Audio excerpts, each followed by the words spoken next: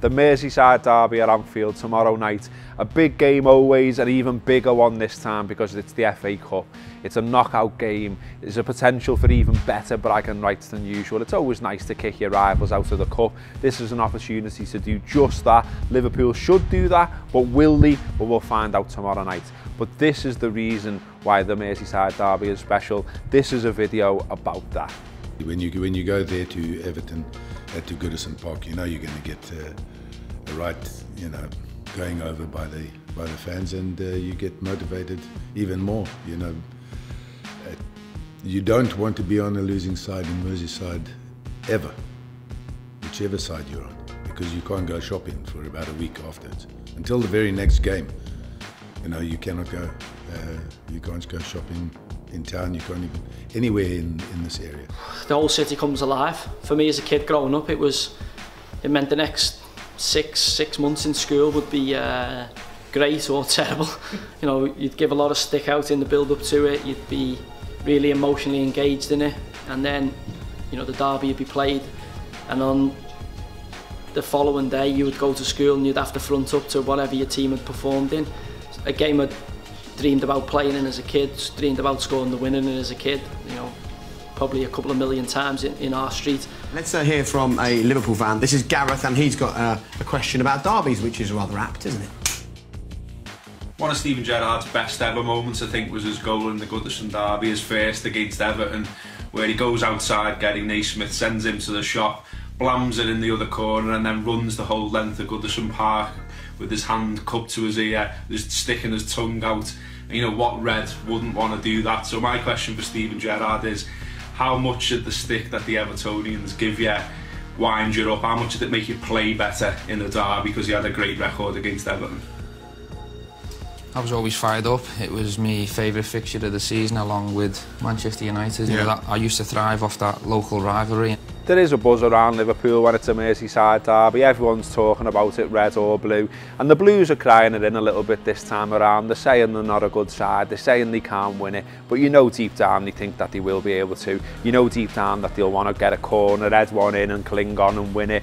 That they'll be trying to get us back to Goodison. So it is special. Everyone talks about it. Your friends, your relatives, everywhere you go, it's on people's lips. This time it's been no different. Derbies are really special in the city. Liverpool feel like we've got the upper hand over Everton at the moment, but it's not always been the case in the FA Cup. One of my first memories was in 1991, just after Kenny left and losing in a second replay against Everton, having to watch it on CFAX and it being 1-0 and just refreshing, hoping for a Liverpool goal and not getting one. And then more recently than that, of course, Dan Gosling didn't get to see that goal either because ITV went to the adverts, but knew what had happened when they came back, unfortunately. And so, not the best record against them in the FA Cup. You can go back to 2 finals in the 80s, though, if you want to go back even further. But feels like we owe them one at the moment in this competition. So fingers crossed we'll do that Friday night. Building up to it is, the week before and the week after. A week before you try and lay low, and at that time I was living in West Derby, and my door for the whole of that week was getting knocked on by young Evertonian kids. So you must imagine it. I used to go and sit next door with my mates and let whoever was in the house deal with the nutters. Things put through the letterbox. You're going to lose 5-0. You're going to lose tomorrow, and things like that. Friday night, come and whistle, whistling by your window at 2 o'clock in the morning when the pubs are shut. So that sort of thing that you have to, adapt yourselves to. Yeah, I think it's very special, and obviously all that the Merseyside people do as well. But as I've said before, it's still only about 3 points. It's still about trying to win games, and that's the type of attitude we try to put into players' minds. And yeah, obviously it's a big event, and we've all got mates who are Blues and Reds, and there's a lot of banter that goes on between. And but if you're the team that wins on the day, obviously it gives you a nice advantage for the few weeks. My favourite Merseyside derby is when Liverpool beat Everton at Anfield in 2006 when Steven Gerrard got sent off. Luis Garcia scores a great goal, Harry Kewell scores a great goal, but the point of it all is that Liverpool show they're demonstrably better than Everton all over the pitch, even when down to 10 men. And that's what I want from the Merseyside derby. Yes, winning is one thing, and of course it's always more than enough, but I want to teach them a lesson. I want them to go away knowing that Liverpool are the superior force in Merseyside football, and that's what I'm looking for from this Friday. I want Liverpool to dominate Everton on all areas of the pitch and leave them knocked out of the FA Cup in the 3rd round. You know what I'd say? It's funnily enough, the header away at Everton was my favourite.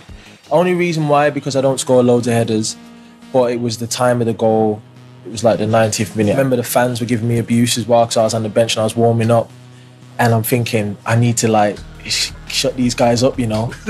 And I remember when I scored, I like ran, gave Stevie a high five and ran to where they was abusing me, and I was like, you know, there you go. So even when I watch that goal back now, I'd probably say that's the one goal that revives like a feeling inside.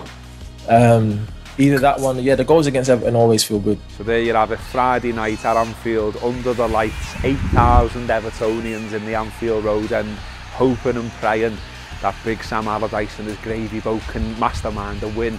And us hoping and praying that our much better players, let's be honest, can beat them and knock them out the FA Cup. All the way through, we'll be there, we'll be doing our podcast, we'll be doing video, we'll be doing social media, all the usual stuff that you'd expect from the Anfield Wrap. I can't wait to get in the recording studio after and talk about what I hope will be a big Liverpool win.